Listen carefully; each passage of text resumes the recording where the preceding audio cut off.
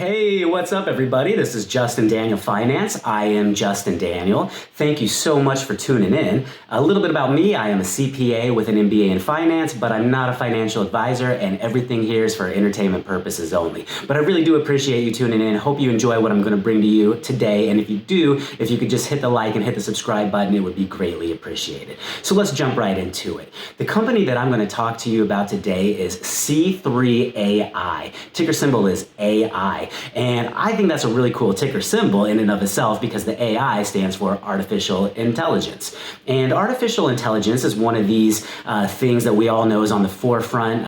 Future technology, whether that's for data analytics, whether that's for robotics, is in this realm. But today I'm not really going to jump into the specifics of this company's products and the management. A lot of times I do. I just want to look at the price action because I think this is a really potentially good buy. And again, this is my opinion, not advice, but I think it's potentially a really good buy right now. I did buy recently a position that's about 3% of my portfolio. Bought a little bit more today, actually. And the reason that I bought is because they recently IPO'd in December of last year, so December 2020.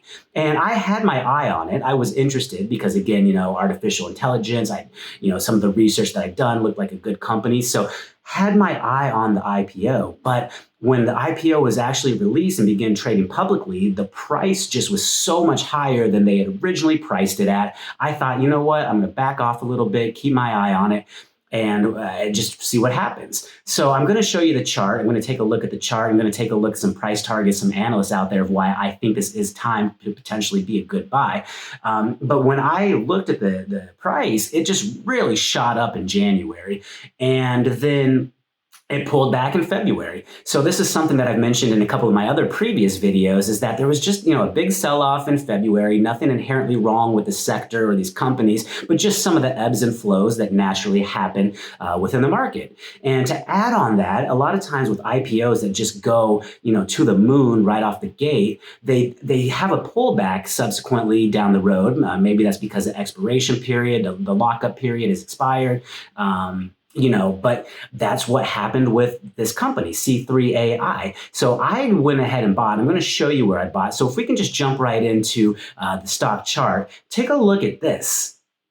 So here is the stock chart, and you can see it IPO'd December 11th at $119 per share. Really started spiking up here. I think I said January in the intro, but really it was late December that it spiked to almost $180. And, it was doing pretty well throughout January, at least in terms of being well above the initial IPO price. Then it hit this point in February where I mentioned there was such a big sell-off, and it went all the way down here. So I came in and take a look at what it was trading at around this week, and I saw that it was all the way down in the low 60s. So I thought to myself, what a great price. I did a little research just to make sure, hey, was there any really bad news or any sort of catalyst that would really be a red flag for this stock? I couldn't find anything of that nature. The business was looking the same. And so, considering the fact that it had been trading at almost 180 and now it's at 60, this is trading at 1/3 of its high. And I thought, this is an interesting company and an interesting sector that certainly is in future growth type of stock. So I decided to get in here, and I got in around here. It's gone up, a little bit since then. Today you can see it was down, 2%, but overall, up pretty nicely so far on the stock. But I'm really targeting even more. And one of the reasons I'm targeting even more is let's take a look at what some of the analysts are taking a look at here. Taking a look at MarketBeat, we can see here that there's a price target and consensus rating of 11 Wall Street analysts that issued price targets in the last 12 months. And the average 12-month price target is $141. So, that has an upside of over 99%. So we're basically talking about a double here from the current price and a high of 195. So that would be more than a triple. But the low is 84, which again is much better than the current price of 70. That would be about a 20% gain even on the low low end of this range. So, we see there are some sell and there are some holds and there's some buys. But again, just taking a look at the consensus price, 141 is very attractive based on a $70 current price. I got in again at 60. So if we take a look at what some of these, analysts are saying, most recently, just last month in March, we see, price targets 151, 193, 200, coming from Wedbush talking about outperform, 140, 100, 120. Here's our low end, 84 from JP Morgan. That's okay. Right below that, we have Bank of America in January with a 170. So you can see, these are legitimate firms, Bank of America, JP Morgan, Deutsche Bank, all these, and they're coming in with these targets that are well above where it's at. So look, don't just take my word for it. Obviously this is my opinion. This is not financial advice, but one thing I always want to do is get a sense of, is there a consensus among the analysts out there who, they don't have a crystal ball, but if they've done their research and they're coming in with this type of median price target that's so much higher than the current price, and there's no sort of red flag or catalyst to make the stock have dropped so much, you just got to ask yourself, hey, is it worth kind of dipping my toes in?